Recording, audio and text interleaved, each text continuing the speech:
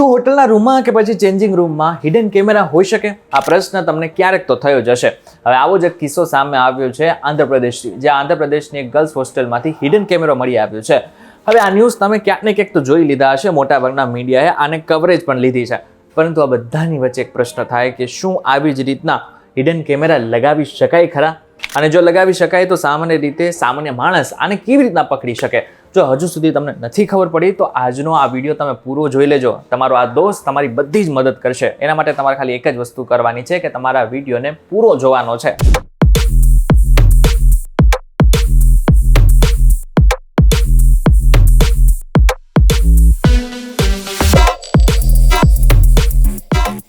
Welcome back focus VTV ગુજરાતી.com પર તમે જોઈ રહ્યા છો ડેલી ડોઝ અને હું છું કિરણ. અત્યારે આંધ્રપ્રદેશમાંથી જે કિસ્સો સામે આવ્યો છે એ માત્ર એક જ કિસ્સો નથી. ભારતમાં આવા કેટલાય કિસ્સાઓ સામે આવતા હોય છે, પરંતુ અમુક બહાર આવી જતા હોય છે તો અમુકને દબાઈ દેવામાં આવતા હોય છે. પરંતુ આ બધાની વચ્ચે પ્રશ્ન થાય છે કે હિડન કેમેરાને શોધી કેવી રીતના શકાય? પરંતુ એની પહેલાં તમારે એ વસ્તુ સમજવી પડશે કે હિડન કેમેરા એટલે શું. હવે સામાન્ય રીતે હિડન કેમેરાનો મતલબ તો એમ થાય કે એવો કેમેરો કે જેને સામાન્ય રીતે સામાન્ય માણસ જોઈ નથી શકતો, અથવા તો એને છુપાઈને રાખવામાં આવતો હોય છે. ઘણી બધી વખત આવા હિડન કેમેરા ઇન્ફ્રારેડ બ્લાસ્ટરથી સજ્જ હોય, જેના લીધે એ નાઇટમાં પણ એને રેકોર્ડ કરી શકાતું હોય છે. એટલે કે જો નાઇટમાં એને ચાલુ કરવામાં આવે તો એ સામાન્ય રીતે જે રીતના દિવસમાં એને રેકોર્ડ કરવામાં આવતું હોય છે એવી જ ફૂટેજ એ નાઇટમાં પણ લઈ શકતું હોય છે. હવે આ હિડન કેમેરા એવી જગ્યાએ લગાવવામાં આવતા હોય છે કે જ્યાં તમારી કલ્પના પણ નથી પહોંચતી. હવે ફોર એક્ઝામ્પલ, હમણાં બેંગ્લુરુના એક કોફી શોપમાંથી એક હિડન કેમેરા મળી આવ્યો હતો. હવે હિડન કેમેરા હતો ક્યાં? તો જે વોશરૂમ હતું એની ડસ્ટબિનની અંદર છુપાઈને રાખવામાં આવ્યો હતો, જેથી કોઈને ખબર ના પડે કે અહીં કેમેરો છે. સામાન્ય રીતે છુપાયેલા કેમેરા ખૂબ જ નાના કદના હોય છે. આ કારણે તેઓ પુસ્તકો, રમકડાઓ, બારીઓ અને દરવાજા, આની સાથે સાથે ઘડિયાળ, દીવા, પડદા જેવી વસ્તુઓની આસપાસ સરળતાથી છુપાવી શકાય છે. ના માત્ર આટલું, પરંતુ આ હિડન કેમેરાની અંદર વાઈફાઈ અને બ્લુટૂથ પણ હોય છે. હવે જો તમારા હિડન કેમેરાને ઓળખવું હોય ને તો તમારે સૌથી પહેલા એ કરવાનું છે કે જેવા તમે હોટલના રૂમમાં એન્ટર કરો ને કે તરત જ હોટલ રૂમમાં રાખેલા ફૂલદાની, પેઇન્ટિંગ્સ, સ્મોક ડિટેક્ટર્સ, સજાવટની વસ્તુમાં tissue box, pen, set top box, આની સાથે સાથે એસી અને સ્વિચ બોર્ડને સામાન્ય રીતે જોઈ લેવાનું છે.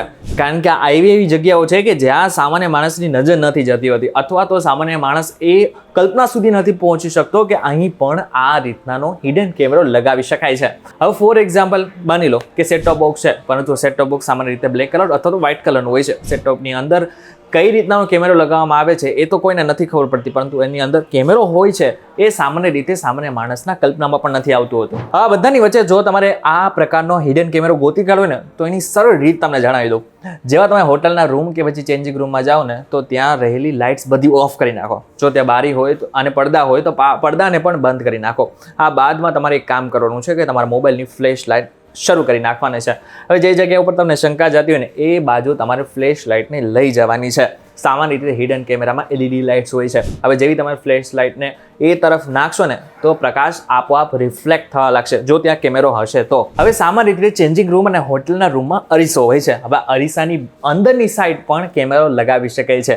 હવે આના માટે તમારે શું કરવાનું છે? આના માટે તમારે ફિંગર ટેસ્ટ કરવાનો છે. આ ફિંગર ટેસ્ટ કઈ રીતના કરી શકાય? સામાન્ય રીતે જે પણ અરીસો હોય ને એની સામે તમારે આંગળી મૂકવાની છે. હવે જે અરીસો છે અને તમે જે આંગળી મૂકી છે એની બેનની વચ્ચે જો કોઈ અંતર નથી ને, એટલે કે તમને કોઈ અંતર નથી દેખાઈ રહ્યું, તો ચોક્કસ ત્યાં હિડન કેમેરો હોઈ શકે છે. અને બંને વચ્ચે જો અંતર હોય છે તો ત્યાં કેમેરો નથી, એ સામાન્ય રીતે સાદો અરીસો છે. આ સાથે મહત્વનું છે કે તમે જ્યારે હોટલના રૂમ કે પછી ચેન્જિંગ રૂમમાં હોય ને તમે જ્યારે કોઈની સાથે ફોન પર વાત કરતા હોય અને તમારો ફોનનો અવાજ કપાવા લાગે અથવા તો બીજો કોઈ અવાજ આવવા લાગે તો સમજી લેવું કે આની આસપાસ એવું કોઈ બ્લુટૂથ અથવા તો વાઈફાઈ છે કે જે ફોનના નેટવર્ક સાથે કનેક્ટ થઈ રહ્યું છે, અને બની શકે કે ત્યાં હિડન કેમેરો પણ હોઈ શકે છે. આ સાથે હોટેલ અને ગર્લ્સ પીજીના ભાડાના રૂમમાં, બાથરૂમમાં, સેટઅપ બોક્સમાં સ્લેમ, ગેટ હેન્ડલ, ઘડિયાળ, સ્મોક ડિટેક્ટર અને મિરર, આની સાથે સાથે બારીની સારી રીતે તમારે ચેક કરી લેવાનું છે. હજુ કરી શકો છો કે તમે જ્યારે કોઈ પણ પ્રકારના હોટલના રૂમમાં હોય ને તો તમે તમારું વાઈફાઈ એકવાર શરૂ કરી જુઓ.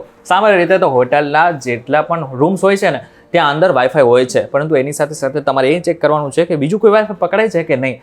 હવે જો બીજું કોઈ વાઈફાઈ પકડાતું હોય તો બની શકે કે એ જ વાઈફાઈ છે કે જે હિડન કેમેરામાં મૂકવામાં આવેલું છે, તો બની શકે કે ત્યાં કોઈ પણ પ્રકારનો હિડન કેમેરા હોઈ શકે છે.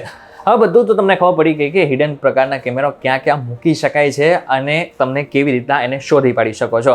પરંતુ આ બધું જ ના કરવું ને તો મોબાઈલમાં 3 પ્રકારની એપ્લિકેશન પણ હોય છે કે જે તમે તમારા મોબાઈલમાં ઇન્સ્ટોલ કરી શકો છો અને આરામથી તમે આ પ્રકારનું જેટલું પણ હિડન કેમેરા છે ને એને શોધી પાડી શકો છો.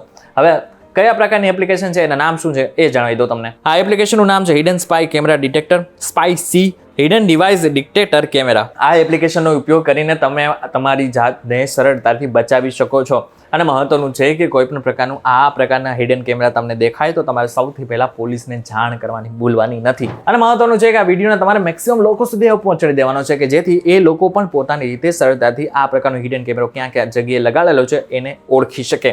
આ વિડીયો પસંદ આવે તો વિડીયોને મેક્સિમમ લોકો સુધી પહોંચાડી દેજો. અને હા, આવા જ ઇન્ફોર્મેટિવ વિડીયોઝ માટે VTV ગુજરાતીની અમારી ચેનલને એકવાર સબસ્ક્રાઇબ પણ કરી નાખજો. અને બીજી મહત્વની વાત, તમારે આવા જ ઇન્ફોર્મેટિવ વિડીયોઝ જોવા હોય ને તમારી એક એપ્લિકેશન પણ છે કે જેમાં તાજેતરના અમે બધા જ અપડેટ આપતા રહેતા હોય છે. તો એની લિંક મેં ડિસ્ક્રિપ્શનમાં આપેલી છે, ત્યાંથી તમે ડાયરેક્ટ એને ઇન્સ્ટોલ કરી શકશો. ફરી મળીશું એક નવા વિડીયો સાથે, એક નવા કોન્સેપ્ટ સાથે. ત્યાં સુધી મને રજા આપો. નમસ્કાર.